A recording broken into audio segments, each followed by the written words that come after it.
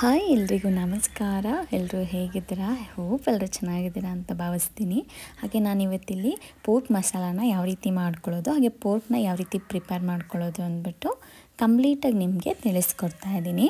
ನಾನು ಪೋರ್ಕ್ ಮಸಾಲ ಮಾಡಲಿಕ್ಕೆ ನಾನು ಇಟ್ಕೊಂಡಿರೋ ಅಂತಹ ಸ್ಪೂನಲ್ಲಿ 2 ಸ್ಪೂನಷ್ಟು ಧನಿಯಾ ಬೀಜನ ತೊಗೊಂಡಿದ್ದೀನಿ, 1/4 ಸ್ಪೂನಷ್ಟು ಸಾಸಿವೆನ ತೊಗೊಂಡಿದ್ದೀನಿ. ಇದನ್ನೆಲ್ಲರೂ ಫ್ರೈ ಮಾಡಿ ಒಂದೇ ಪಾತ್ರೆಗೆ ಸೇರಿಸ್ಕೊತಾ ಇದ್ದೀನಿ.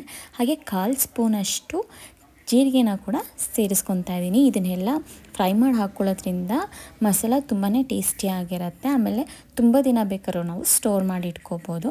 ಹಾಗೆ 1/4 ಸ್ಪೂನ್ ಮೆಣಸನ್ನ ಕೂಡ ಹಾಕ್ಕೊಂಡು ನಾನಿಲ್ಲಿ ಫ್ರೈ ಮಾಡಿ ಎತ್ತಿಟ್ಕೊತಾ ಇದ್ದೀನಿ. ಒಂದು 1/4 ಸ್ಪೂನಷ್ಟು ಮೆಂತ್ಯನ ಕೂಡ ಹಾಕ್ಕೊತಾ ಇದ್ದೀನಿ. ಇದು ತುಂಬಾ ಒಳ್ಳೆ ಟೇಸ್ಟ್ ಕೊಡುತ್ತೆ. 1 ಸ್ಪೂನ್ ಅಷ್ಟು ಕರಿಬೇವಿನ ಸೊಪ್ಪನ್ನ ಕೂಡ ಫ್ರೈ ಮಾಡಿ ಎತ್ತಿಟ್ಕೊತಾ ಇದ್ದೀನಿ. ಕರಿಬೇವಿನ ಸೊಪ್ಪು ನೀಟಾಗಿ ಫ್ರೈ ಆಗಬೇಕು. ನಾವು ಕೈಯಲ್ಲಿ ಪುಡಿ ಮಾಡಿದ್ರೆ ಪುಡಿ ಆಗೋ ರೀತಿಯಲ್ಲಿ ನೀಟಾಗಿ ಮಿಕ್ಸ್ ಮಾಡಬೇಕು, ಅದನ್ನು ಹುರಿಬೇಕು. ಹಾಗೆ ನಾನಿಲ್ಲಿ ಒಂದು 1/4 ಸ್ಪೂನಷ್ಟು ಸೋಂಪು, 4 ಏಲಕ್ಕಿ, 1 ಇಂಚಷ್ಟು ಚಕ್ಕೆ, ಒಂದು 10 ಲವಂಗನ ಸೇರಿಸ್ಕೊಂಡು ಫ್ರೈ ಮಾಡ್ಕೊತಾ ಇದ್ದೀನಿ. ಇದನ್ನು ನಾನು ಗರಂ ಮಸಾಲ ಏನೂ ಹಾಕೋಲ್ವಲ್ಲ, ಸೊ ಹಾಗಾಗಿ ನಾನು ಇದಿಷ್ಟನ್ನು ಸೇರಿಸ್ಕೊತಾ ಇದ್ದೀನಿ ಮಸಾಲಾಗೆ. ನಿಮಗೆ ಬೇಡ ಅಂತ ಅನಿಸಿದ್ರೆ ಇದನ್ನೆಲ್ಲ ಸ್ಕಿಪ್ ಮಾಡ್ಕೋಬೋದು. ನಾವು ರುಬ್ಕೊತೀವಲ್ಲ ಹಾಕಬೇಕಾದ್ರೂ ಸೇರಿಸ್ಕೊಬೋದು. ಇಲ್ಲ ನಾವು ಮರ್ತ್ವಿ ಅಂತಂದರೆ ಗರಂ ಮಸಾಲ ಕೂಡ ಇದಕ್ಕೆ ಸೇರಿಸ್ಕೋಬೋದು. ನಾನು ಇಲ್ಲಿ ಗರಂ ಮಸಾಲ ಏನೂ ತೊಗೊತಾ ಇಲ್ಲ. ನಾನು ಪೋರ್ಕ್ ಮಸಾಲ ಏನು ಮಾಡಿದ್ದೀನಿ ಅದನ್ನೇ ಬಳಸ್ಕೊತಾ ಇದ್ದೀನಿ. ಈಗ ನಾನು ಫ್ರೈ ಮಾಡ್ಕೊಂಡಿರೋ ಅಂತಹ ಪಾತ್ರೆಗೆ ಅದು ಎಲ್ಲನೂ ಒಟ್ಟಿಗೆ ಹಾಕಿದ್ರೆ ಅದು ನೀಟಾಗಿ ಇನ್ನೂ ಸ್ವಲ್ಪ ಕ್ರಿಸ್ಪಿಯಾಗಿ ಬರುತ್ತೆ. ತಣ್ಣಗಾದಮೇಲೆ ಪೌಡರ್ ಮಾಡಿ ಇಟ್ಕೊತಾ ಇದ್ದೀನಿ. ತುಂಬ ನುಣ್ಣಗೆ ನಾನು ಪೌಡರ್ ಮಾಡಿಲ್ಲ, ಸ್ವಲ್ಪ ತರ್ತರಿಯಾಗೇ ಮಾಡ್ಕೊಂಡಿದ್ದೀನಿ. ಹಾಗೆ ಪೋರ್ಕ್ ಮಸಾಲ ಮಾಡಲಿಕ್ಕೆ ಒಂದು 5 ಹಸಿಮೆಣ್ಸಿನ್ಕಾಯಿ, 1 ಈರುಳ್ಳಿ ಸುಟ್ಟಿ ಕಟ್ ಮಾಡ್ಕೊಂಡಿದ್ದೀನಿ, 1 ಹಿಡಿಯಷ್ಟು ಬೆಳ್ಳುಳ್ಳಿ ಕುಪ್ಪನ ಮಾಡಿಟ್ಟಿಟ್ಕೊಂಡಿದ್ದೀನಿ. ರುಬ್ಲಿಕ್ಕೆ ನಾನಿಲ್ಲಿ 2 ಇಂಚಷ್ಟು ಶುಂಠಿ, ಒಂದು 5ರಿಂದ 6 ಹಸಿಮೆಣ್ಸಿನ್ಕಾಯಿ, ನಿಮ್ಮ ಖಾರಕ್ಕೆ ಎಷ್ಟು ಬೇಕು ಅಷ್ಟನ್ನು ತೊಗೊಳ್ಳಿ, ಸುಟ್ಟಿರೋಂಥ ಈರುಳ್ಳಿ ಒಂದು ಟೊಮ್ಯಾಟೊ, 1 ಹಿಡಿಯಷ್ಟು ಬೆಳ್ಳುಳ್ಳಿನ ತೊಗೊಂಡು ಕೊತ್ತಂಬರಿ ಮತ್ತು ಪುದೀನ ಹಾಕ್ಕೊಂಡು ರುಬ್ಬಿಟ್ಕೊತಾ ಇದ್ದೀನಿ. ಪೋರ್ಕ್ಗೆ ನಾನು ಬೇಯಿಸ್ಕೋಬೇಕಿದ್ರೆ ವಾಶ್ ಮಾಡಿಕೊಂಡು ಅರಿಶಿನ ಮತ್ತು ಉಪ್ಪನ್ನ ಹಾಕ್ಕೊಂಡು ಬೇಯಿಸ್ಕೊತೀನಿ. ಈ ರೀತಿ ನಾವು ಬೇಯಿಸ್ಕೊಳ್ಳೋದ್ರಿಂದ ತುಂಬಾ ಟೇಸ್ಟ್ ಚೆನ್ನಾಗಿರುತ್ತೆ. ನಾವು ಇದಕ್ಕೆ ಆಯಿಲೆಲ್ಲ ಬಿಡಬಾರ್ದು, ಅದೇ ತುಂಬ ಚೆನ್ನಾಗಿ ಆಯಿಲ್ ಬಿಡುತ್ತೆ. ಅದೆಲ್ಲ ತುಂಬ ಚೆನ್ನಾಗಿ ಆಯಿಲೆಲ್ಲ ಬಿಟ್ಟ ಮೇಲೆ ನಾನು ಸುಟ್ಟಿಟ್ಕೊಂಡಿದ್ದೀನಲ್ಲ ಈರುಳ್ಳಿ ಮತ್ತು ಬೆಳ್ಳುಳ್ಳಿ, ಹಸಿಮೆಣ್ಸಿನ್ಕಾಯಿ, ನಿಮಗೇನಾದರೂ ಬೇಕು ಇಷ್ಟ ಇದೆ ಅಂತಂದರೆ ಕರಿಬೇವಿನ ಸೊಪ್ಪನ್ನ ಕೂಡ ಸೇರಿಸ್ಕೊಬೋದು. ಇವಾಗ ಆಯಿಲೆಲ್ಲ ಚೆನ್ನಾಗಿ ಬಿಟ್ಟಿದೆ. ಇದಕ್ಕೆ ನಾನಿವಾಗ ಏನು ಹೆಚ್ಚಿಟ್ಕೊಂಡಿದ್ದೆ ಅದೆಲ್ಲನೂ ಹಾಕ್ಕೊಂಡು ಮಿಕ್ಸ್ ಅದ್ರಲ್ಲಿ ಚೆನ್ನಾಗಿ ಫ್ರೈ ಮಾಡ್ತೀನಿ. ಈ ರೀತಿ ನಮಗೆ ಬೇಕಂತಂದರೆ ಪೆಪ್ಪರ್ ಪೌಡರ್ನ ಹಾಕ್ಕೊಂಡು ಹಾಗೆ ಕೂಡ ತಿನ್ಬೋದು, ತುಂಬಾ ಟೇಸ್ಟ್ ಚೆನ್ನಾಗಿರುತ್ತೆ. ನಮಗೆ ರೊಟ್ಟಿಗೆ ಮಸಾಲ ಬೇಕು ಅಂತ ಅಂದ್ಬಿಟ್ಟು ನಾವು ಮಸಾಲ ಮಾಡ್ಕೊತಾ ಇರೋದು. ನೋಡಿ ಎಷ್ಟು ಚೆನ್ನಾಗಿ ನೀಟಾಗಿ ಆಯಿಲೆಲ್ಲ ಬಿಟ್ಕೊಂಡು ಡ್ರೈ ಆಗ್ತಾ ಇದೆ.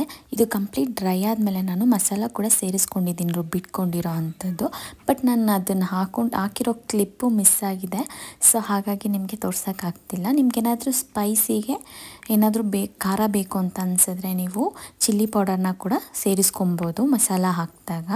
ಇದೆಲ್ಲ ಹಾಕಿ ಚೆನ್ನಾಗಿ ಫ್ರೈ ಎಲ್ಲ ಆದಮೇಲೆ ಲಾಸ್ಟಿಗೆ ನಾನಿಲ್ಲಿ ಕೂರ್ಗ್ ಮಸಾಲ ಪ್ರಿಪೇರ್ ಮಾಡಿ ಇಟ್ಕೊಂಡಿದ್ನಲ್ಲ, ಆ ಕೂರ್ಗ್ ಮಸಾಲಾನ ನಾನು ಸೇರಿಸ್ಕೊತಾ ಇದ್ದೀನಿ. ಈಗ ನೋಡಿ ಕೂರ್ಗ್ ಮಸಾಲ ಎಲ್ಲ ಹಾಕ್ಕೊಂಡ್ಮೇಲೆ ಇಷ್ಟು ನೀಟಾಗಿ ಬಂದಿದೆ. ನಾವು ಪೋರ್ಕ್ನ ಮನೆ ಒಳಗಡೆ ಆಗಲಿ ಮನೆ ಆಚೆ ಆಗಲಿ ಮಾಡಲ್ಲ, ಮನೆಯಿಂದ ಕೆಳಗಡೆ ಮಾಡ್ತೀವಿ. ಸೊ ಹಾಗಾಗಿ ಅದು ಏನೋ ಗೊತ್ತಿಲ್ಲ, ಎಂತಕ್ಕೆ ಕೂಡಲೇ ಹೆಚ್ತಾರೆ ಅಂತ ನನಗೆ ನೀಟಾಗಿ ಗೊತ್ತಿಲ್ಲ. ಬಟ್ ಈ ರೀತಿ ಕೂಡಲೇ ಹೆಚ್ಚಿದ್ರೆ ಹೊಟ್ಟೆ ನೋವು ಬರಲ್ಲ ಅಂತೆಲ್ಲ ಹೇಳ್ತಾರೆ. ಸೊ ಹಾಗಾಗಿ ಹೊರಗಡೆ ಮಾಡುವಂತಹ ಫುಡ್ಗಳಿಗೆ ನಾವು ಕಬ್ಬಿಣದಿಂದ ಬೆಂಕಿನ ಕಾಸಿ ಅದರೊಳಗಡೆ ಇಟ್ಟರೆ ಒಳ್ಳೆಯದು ಅಂತ ಹೇಳ್ತಾರೆ. ಸೊ ಹಾಗಾಗಿ ಆ ರೀತಿ ಮಾಡಿದೆ. ಸೊ ಕೆಳಗಡೆ ಎಲ್ಲ ಮುಗಿಸ್ಕೊಂಡು ಮನೇಲಿ ಅಮ್ಮ ರೊಟ್ಟಿ ಮಾಡ್ತಾಯಿದ್ರು.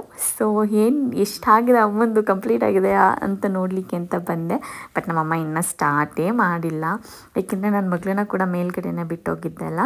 ಸೊ ಹಾಗಾಗಿ ಅವಳನ್ನ ಇಟ್ಕೊಂಡು ಅಮ್ಮಂಗೆ ಮಾಡೋಕ್ಕೆ ಸ್ವಲ್ಪ ಕಷ್ಟ ಆಗುತ್ತೆ. ಸೊ ಹಾಗಾಗಿ ಅವಳಿಗೆ ಲೇಟ್ ಆಗಿದೆ. ಸೊ ಹಾಗಾಗಿ ಅವಳಿಗೆ ಒಂದು ರೊಟ್ಟಿ ತೊಗೊಂಡು ಹೊಂಟೋಗ್ಬಿಡೋಣ, ಅವಳನ್ನು ಕರ್ಕೊಂಡು ಹೋಗೋಣ ಅಂತ ಕೂಡ ಬಂದೆ. ರೊಟ್ಟಿನ ಕೂಡ ಮಾಡಿರ್ತಿದ್ದಾರೆ ಅಮ್ಮ. ರೊಟ್ಟಿನ ಒಂದ್ಸಲ ಮಾಡಿ ಕೆಳಗಡೆ ತೊಗೊಂಡೋದ್ರೆ ಎಲ್ಲರೂ ಕುತ್ಕೊಂಡು ಊಟ ಮಾಡ್ಬೋದು ಅನ್ನೋ ರೀಸನ್ಗೋಸ್ಕರ ನಾನು ಫಸ್ಟ್ ರೊಟ್ಟಿನ ಮಾಡಿಸಿ ಇಟ್ಬಿಡ್ತೀನಿ. ಆಮೇಲೆ ಬೇಕಾದರೆ ಕೆಳಗಡೆ ಇರೋ ಗ್ಯಾಸ್ ಮೇಲ್ಗಡೆನೆ ರೊಟ್ಟಿನ ಸುಟ್ಕೋಬೋದು. ನೋಡಿ ರೊಟ್ಟಿ ಎಷ್ಟು ಸಾಫ್ಟಾಗಿದೆ. ಊಟ ಎಲ್ಲ ಆದಮೇಲೆ ನಾವು ಸ್ವಲ್ಪ ಐಸ್ ಕ್ರೀಮ್ ಫ್ರೂಟ್ಸ್ ಜೊತೆಗೆ ನಮ್ಮ ಊಟ ಮುಗಿಸಿದ್ವಿ. ಐ ಹೋಪ್ ನಿಮಗೂ ಕೂಡ ಈ ವಿಡಿಯೋ ಇಷ್ಟ ಆಗಿದೆ ಅಂದ್ಕೊತೀನಿ. ಪ್ಲೀಸ್ ಡೂ ದಿಸ್ ಕನ್ನಡ ವ್ಲಾಗ್ಸ್ನ ಸಬ್ಸ್ಕ್ರೈಬ್ ಮಾಡಿ, ಶೇರ್ ಮಾಡಿ, ಹಾಗೆ ಲೈಕ್ ಮಾಡೋದನ್ನು ಮಾತ್ರ ಮರಿಬೇಡಿ. ಹೀಗೆ ನನಗೆ ಯಾವಾಗಲೂ ಸಪೋರ್ಟ್ ಮಾಡ್ತೀರಿ. Thank you.